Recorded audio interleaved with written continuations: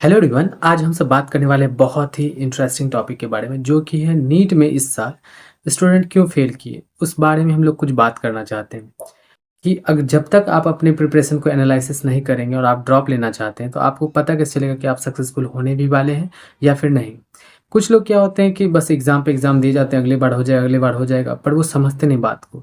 ये बहुत ही इम्पोर्टेंट और बहुत भारी भरकम कॉम्पिटिशन है। अगर आप अपने आप को जज नहीं करेंगे कि आपसे कहाँ पे फॉल्ट हो रही है तो आप इम्प्रूव कैसे करेंगे और आप फिर से उसी लिस्ट में अगले साल भी आ जाएंगे। अगर आप चाहते हैं सक्सेसफुल वाली लिस्ट में आना तो आप देखिए आप इनमें से कौन सी गलती कर रहे थे जिसकी वजह से आपने नीट के इस वाले अटेम्प्ट में फेलियर आ गए। देखिए, जनरली आपको पता होगा 2025 को जो ये पेपर हुआ था 4 मई को, वो पिछले सालों के ट्रेंड से थोड़ा-सा डिफरेंट था और थोड़ा-सा लेंदी और टफ भी पेपर आ चुका था, जिससे हम लोग बिल्कुल भी डिनाई नहीं कर सकते हैं, ठीक है?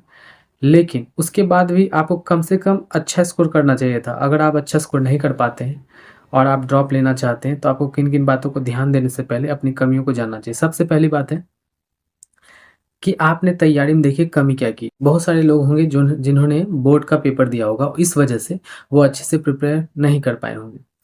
तो उनके लिए तो अलग से बाद में देखा जाएगा, ठीक है? वो जेनुइन था कि बहुत सारे स्टूडेंट जो होते हैं बोर्ड के चक्कर में थोड़ा-सा मेंटली पीस को बैलेंस नहीं कर पाते। जैसे मेरे भी कुछ स्टूडेंट थे, जैसे बोर्ड्स आया तो वो बोर्ड की तरफ ज़्यादा ओरिएंटेड होने लगे और बोर्ड से डरने लगे। बोर्ड का पेपर कैसे होगा? कैसे मैं आंसर राइटिंग करूँगा? क्योंकि बोर्ड्स में आपको पता होगा सब्जेक्टिव एग्ज़ाम होता है, इसकी वजह से उनका नीट पेपर उतना अच्छा नहीं जा पाया।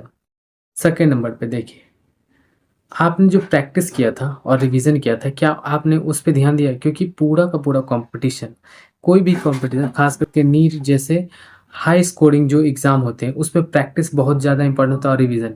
अगर जेईई की बात करें तो वहाँ पे क्या होता है कि आपके पास टाइम सफिशिएंट होता है, तो आप अच्छे से सोच समझ के अगर आप में थ्योरी को लेके जो डेप्थ आ चुकी है, तो आप क्वेश्चन बना लेंगे। लेकिन नीट जैसे एग्ज़ाम में आपको स्पीड और एक्यूरेसी तभी आ पाती है जब आप सेम टाइप के क्वेश्चन से कई बार गुज़र चुके हो। यानी कि प्रैक्टिस अगर आपके पास अच्छी है तभी आप बना पाएँगे, नहीं तो आपको आता भी होगा तो विदिन टाइम नहीं बना पाएँगे। सेकंड नंबर पे डिसिप्लिन की कमी। अगर आपने डिसिप्लिन की कमी देखी है अपने अंदर, जैसे कि टाइम वेस्ट कर देना सोशल मीडिया पे, ठीक है? अब मैं एक-एक करके अब नहीं बताने वाला हूँ कि आपने कहाँ पे कितना टाइम वेस्ट किया है। आप अपने आप को मॉनिटर कीजिए, देखिए अगर आप ज़्यादा टाइम वेस्ट करते थे तो उसको इम्प्रूव कीजिए। उसके बाद आता है प्रोक्रास्टिनेशन, अपने काम को टालने की आदत। ये आज नहीं करेंगे, कल ख़त्म कर देंगे, कल से यहाँ से स्टार्ट कर लेंगे, परसों वहाँ से बैच स्टार्ट हो रहा है, कल वो सर ये कराने वाले वहाँ से कर लेंगे, तो काम को टालिए मत। डेली रूटीन बनाइए और उसको फ़ॉलो कीजिए। नंबर थर्ड, थोड़ा-सा ज़्यादा इम्पोर्टेंट है, वो है सही गाइडेंस या फिर डायरेक्शन की ज़रूरत। क्योंकि आज के टाइम में क्या हो चुका है, सोशल मीडिया पे बहुत सारे लोग आ चुके हैं, जो अपनी गाइडेंस देते हैं। बहुत सारे लोग अच्छे भी हैं, पर आप किससे अच्छा या बुरा मानेंगे? मेरे पास हज़ारों स्टोरी है जिसको मैं सुना के आपको कन्विंस कर सकता हूँ। पर एक बात आप समझिए, मेरी बात या किसी और की बात को सुन के आपको कन्विंस या फिर समझदार नहीं बनना है। सुनना सबकी बातों को, लेकिन फैसला अपने विवेक से ही लेना है हमेशा, ठीक है? अगर आप ऐसा नहीं करते हैं तो आप फिर से गलती कर बैठेंगे। आगे की बात करें, गलत रिसोर्स से पढ़ाई। गलत रिसोर्स मतलब क्या? या तो बहुत ज़्यादा ईज़ी क्वेश्चन आपने कर लिया, जैसे कि इस बार में जो है मैक्सिमम लोगों ने यही गलती की है कि ईज़ी रिसोर्स ले लिए थे जिनकी वजह से उनका एग्ज़ाम ख़राब गया। अगर वो पहले से ही कंसर्न रहते, पुराने पेपर जो आते थे 16-17 के आसपास में, उस टाइप पे इसी टाइप के पेपर आते थे, लेंदी टाइप के। लेकिन इस बार जो पिछले सालों का ट्रेंड देखा जाए तो वो ईज़ी पेपर था, बस अचानक से पैटर्न वापस से चेंज हुआ, सब लोग फँस गए। इसलिए हमें सिर्फ़ ईज़ी क्वेश्चन नहीं करने, अच्छे क्वेश्चन भी करने हैं। उसके बाद जो आता है नेक्स्ट फैक्टर और ज़्यादा इम्पोर्टेंट फैक्टर, वो है सेल्फ डाउट का। कल मेरी एक स्टूडेंट से बात हुई, उसमें इतना ज़्यादा लैक ऑफ कॉन्फिडेंस आ गया है, जबकि उसका अगर आंसर की से वो उसने आंसर मिलाया, उनका स्कोर आ रहा है 400 से लेके 450 से 500 के बीच में आ रही है, ठीक है स्कोर। एग्ज़ैक्ट मुझे नहीं पता, उसने आंसर की से खुद मिलाया तो उसी ने बताया। बट इससे आप समझ सकते हैं कि वो काफ़ी अच्छा स्टूडेंट है। अगर इतने टफ एग्ज़ाम में और 12th के साथ अगर इतना स्कोर कर रहा है, इसका मतलब है अगर वो अच्छे से तैयारी करे, इतना जजमेंटल आपको खुद होना पड़ेगा कि इतने तो आप काबिल हैं। लेकिन वो इतना डर गई है, वो मुझसे पूछ रही थी, सर मैं प्राइवेट कॉलेज में या फिर सेमी गवर्नमेंट कॉलेज में एडमिशन ले लूँ? क्योंकि इतने स्कोर में तो शायद मिल जाए। लेकिन आप समझिए, जिसके अंदर इतना पोटेंशियल है, वो एक साल इम्प्रूव करने के लिए अपने आप को अगर टाइम दे तो बहुत अच्छा कर सकती है वो अपनी लाइफ में। लेकिन उसके अंदर बहुत ज़्यादा डर आ गया। तो अपने डर पे कंट्रोल कीजिए। मैं इस पे अ, करके स्पेसिफ़ाई करके इस टॉपिक पे एक वीडियो बना दूँगा मैं, कि हम लोग डरते क्यों हैं और डर से हम कैसे बच सकते हैं। क्योंकि सेल्फ डाउट बहुत ही खतरनाक चीज़ है। सब कुछ अच्छा चल रहा है आपके पास, पर अगर सेल्फ डाउट आ गया तो आप सब कुछ बर्बाद कर देंगे। और सिर्फ यहीं पे नहीं, ये तो लाइफ का एक पड़ाव है। आगे आप लाइफ में जाएँगे तो हर जगह आपको प्रॉब्लम्स आएँगी ही आएगी, और हर जगह आपको अपने कॉन्फिडेंस से काम लेना पड़ता है। कई बार कॉन्फिडेंस में रहते हैं, तो जो चीज़ होने की संभावना नहीं, वो भी हम लोग बहुत अच्छा कर लेते हैं, ठीक है? उसके बाद आता है हेल्थ का पर्पस। जैसे कि मैं तो हज़ारों स्टूडेंट को पढ़ा चुका हूँ अभी तक।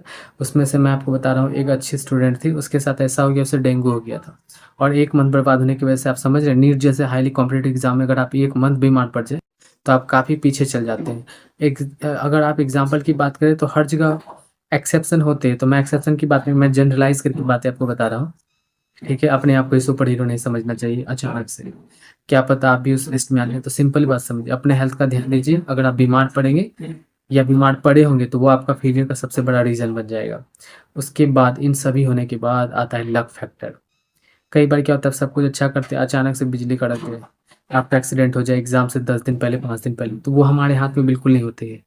जो हमारे हाथ में है ना, उस पे चिंता करना सबसे ज़्यादा फ़िज़ूल है, और कुछ लोग वो भी करते हैं, तो मैं उसका कुछ भी नहीं कर सकता हूँ। क्योंकि जो हमारे हाथ में है, हम सिर्फ़ उस पे ही बात करेंगे। जो हमारे हाथ में नहीं है, जब ऊपर वाला कसम खा ले कि आपको नहीं बनने देंगे, वो आपके लिए कुछ अच्छा प्लान कर रहे होंगे, तो उनसे ज़बरदस्ती का पंगा नहीं लेना है, ठीक है?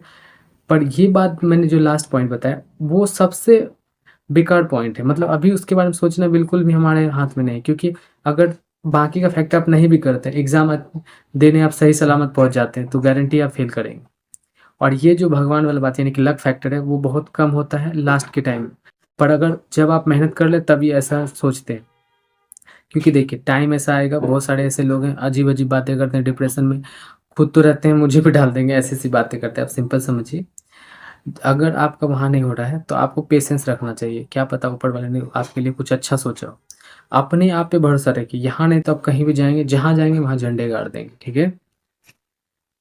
हाँ, कुछ बातें और, अगर आप फ़ेल कर जाते हैं, तो उससे सीखिए, आपने क्या गलती की। मैंने आपको कुछ पॉइंट बताए, देखिए उसमें से कौन से पॉइंट आपके लिए रिलेवेंट थे। आप कमेंट करके भी बता सकते हैं, कुछ डाउट हो आप पूछ सकते हैं, ठीक है? इंस्टाग्राम और क्या नाम था, टेलीग्राम, उन दोनों का लिंक मैंने डिस्क्रिप्शन में या फिर चैनल में आपको मिल जाएगा। अगर आप मुझसे कुछ पर्सनली पूछना चाहते हैं, तो बिल्कुल आप पूछ सकते हैं।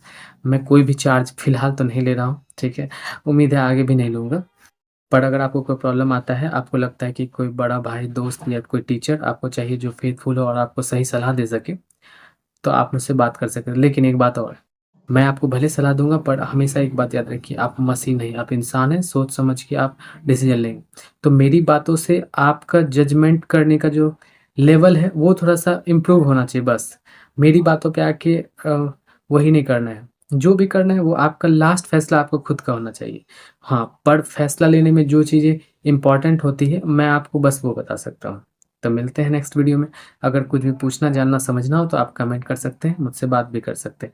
अगर मेरे पास टाइम हुई तभी मैं रिप्लाई दे पाऊँगा। जेन्युइन जेन्युइन तरीके से मैं बताऊँ, मैं बहुत ज़्यादा बिज़ी रहता हूँ, क्योंकि आपको पता होगा कि एडवांस का भी पेपर हुआ था और नया बैच भी स्टार्ट हो रहा है। अब मुझे पढ़ाना भी है अपने स्टूडेंट को।